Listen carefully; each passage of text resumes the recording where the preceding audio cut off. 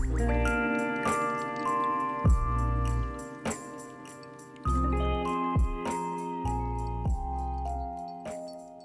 hello, it is Virginia. It's at Suma Diaries. I hope you're doing good.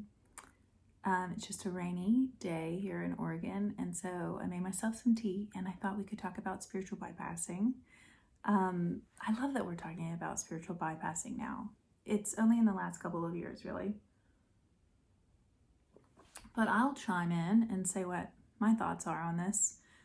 I will say that like 8-9 years ago, when I got on the spiritual path in the New Age, there was a lot of emphasis on law of attraction. And I'm thinking of Abraham Hicks' channel materials on law of attraction. And you New Agers, you know what I'm talking about on this. There's a lot of good content in there. But I think if you're new to the path, you can kind of fall into the trap of developing this like oversimplification around low vibration versus high vibration and how that helps you like turn into a manifesting machine and live the life of your dreams. We can tend to oversimplify things. We can tend to live from this place of caricature, which is being blissed out all the time because we're spiritual and we're above the BS, right? I certainly fell into this camp because I thought it would lead me to a better life to be, after I came across the law of attraction stuff, I thought it would lead me to a better life if I stayed in the higher vibrations for more of my day, all of my day, ideally the rest of my life, which is obviously unrealistic and impossible. I also thought that it would collectively lead us to a better world. Like I put this so much pressure on myself to just be vibrating peace and love and joy and all that stuff all the time, because I thought, well, that will get us out of the dark age and into, this phase of ascension that we're all, moving into collectively. So I thought staying in the higher vibrations was my job, to get us there, to get me there, to get you there, to get us all there, and to manifest this new planet where we're all awakening together. And weirdly, what that led to in my life was just hypervigilance around my negative emotions and not holding space for my shit. The stuff that I was going through in a very human way, when on a hard day or if something would happen in my life, I wasn't really figuring out a way to hold space for those difficult emotions because there was the law of attraction and I didn't want to attract more shit into my life that I didn't want, and I wanted to be on this higher path, right? And the problem with that is a lot of us are kind of tuning into this already, with the conversations around spiritual bypassing. One is you're bypassing your spiritual work, which some people call your shadow work, your lower emotions, the uncomfortable feelings of uneasiness and discomfort emotionally that are processing through your system. They're often keys to your spiritual work in this life. They are your shadow work. And I've talked about this in another video when I was talking with my friend Rose. Shadow work is the way to develop psychically. It's the way to develop your intuition. It's the way to grow spiritually. There's no way around it. You have to go through. And it took me years to figure that out.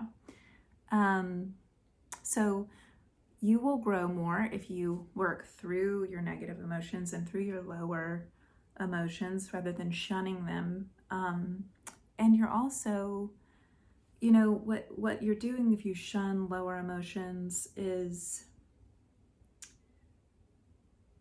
you're missing out on the intelligence they hold and the information about you that they hold. And I've heard a teacher say that if you can mine your lower emotions, your negative emotions for information, what you'll find in your negative emotions like sadness and grief and depression and anxiety and fear, that lower spectrum that Abraham Hicks talks about. And I'll link a feelings wheel down below in the comment section, just so you can kind of like have a reference for this conversation. But what you'll find in those lower emotions is the part of you that is not in alignment with truth, the truth of unity, the truth that we are all one in God, the truth that the universe is highly intelligent and abundant and is capable of providing for us all.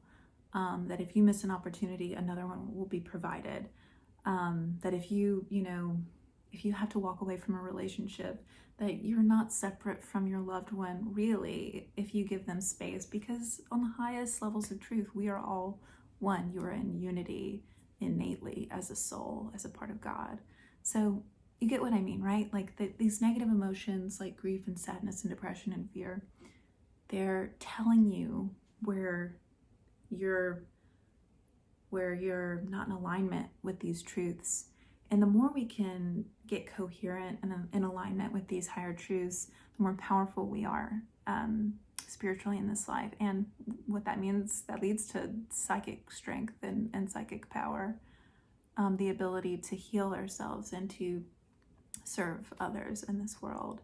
So that's kind of what we're doing on this path, right?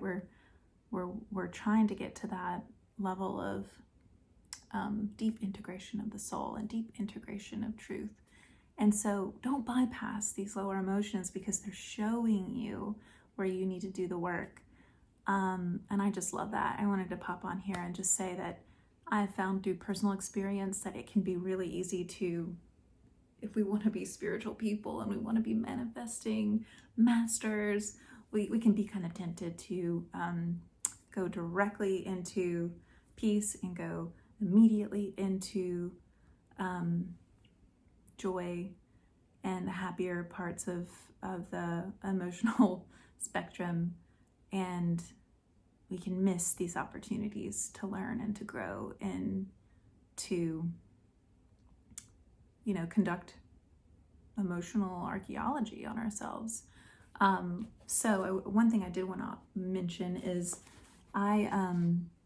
True Refuge by Tara Brach. She is a Buddhist psychologist that I really like. I will link her channel below, her talks. I think she leads a Sangha in the DC area, and she's not in the New Age community, I don't believe, but she's a teacher, and she's helped me. Her work has helped me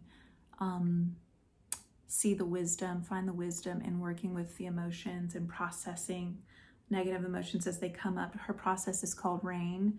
It's recognition, awareness, investigate, and nurture.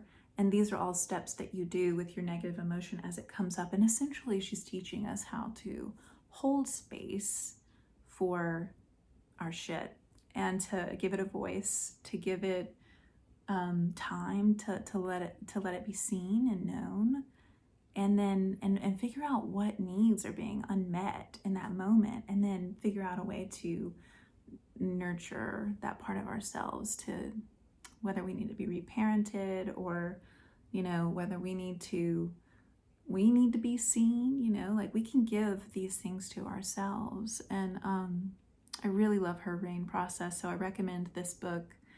And yeah, just be wary of this culture in the spiritual community and in the New Age that would have us all be vibrating, in love and positivity 24/7, and that's how we're going to get to utopia, and that's how the ascension happens, and it's our job to like always be holding up the world with our happiness, and especially on social media, everybody's posting their happy, exuberant moments and faces, and it's just not realistic, and it's not honoring of authentic human experience. We are highly emotionally malleable creatures. That is the defining characteristic of the human being.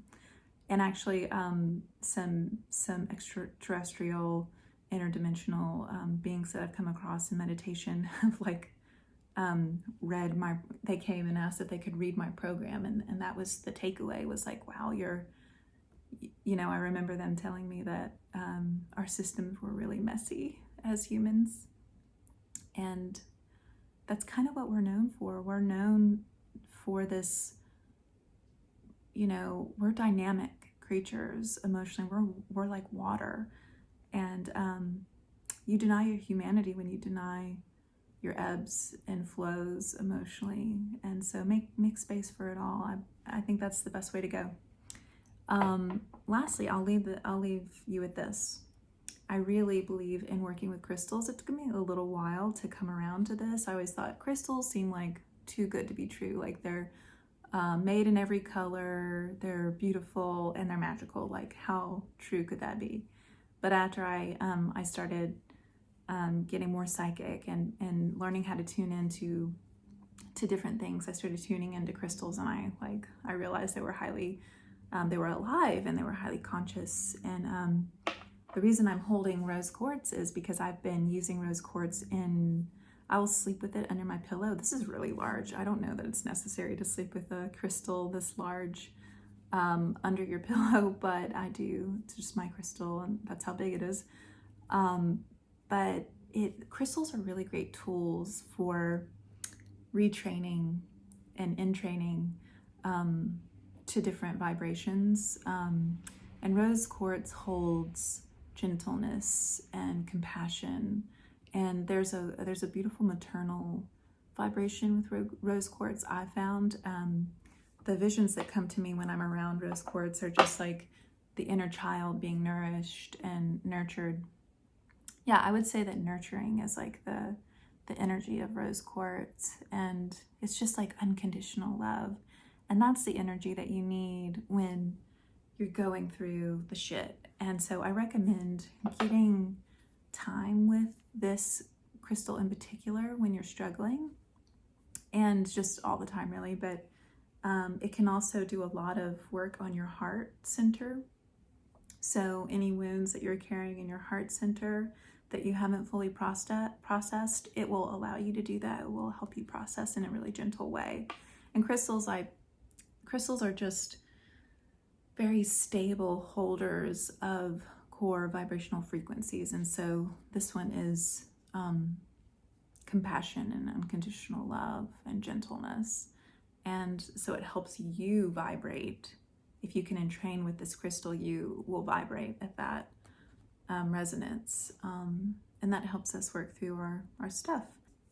And yeah, I just think, if you're an empath, if you relate to people as an empath, it can be really easy to lose yourself in the collective experience, other people's energy, other people's feelings. So make time to hold space for your feelings. Check in with yourself once a day, whether it's just inwardly or through journaling or through talk therapy, and figure out what you're feeling that day emotionally, and get in your own energy, get some alone time, check in with yourself. And that's how you work through that rain process. And if you do have any uncomfortable emotions, you can feel them, you can see them, and you can begin to release them. So that's just a quick PSA that if you're an empath and an intuitive, and it's easy to get lost in the collective unity experience, to make time to check in with yourself emotionally. Make sure that you're taking time to look at yourself emotionally and process whatever is there. So I hope that helps, and I hope you are getting through whatever your shadow work is in this life. It's a really interesting process to walk this dance of like manifesting with and curating a high vibration in your life, and also being an authentic traveler of this life, and also having the courage to see yourself in all of your imperfection, and I think that is like the pillar of authenticity. And truth, right? Is owning your stuff. And then over here is this like path of mastery and this path of strength and emotional resilience and, you know, really inner strength, your ability to rise above the shit. And we have to do both. You can't just be in the higher emotion. You can't just always just choose to be in joy and happiness in this life and expect to grow.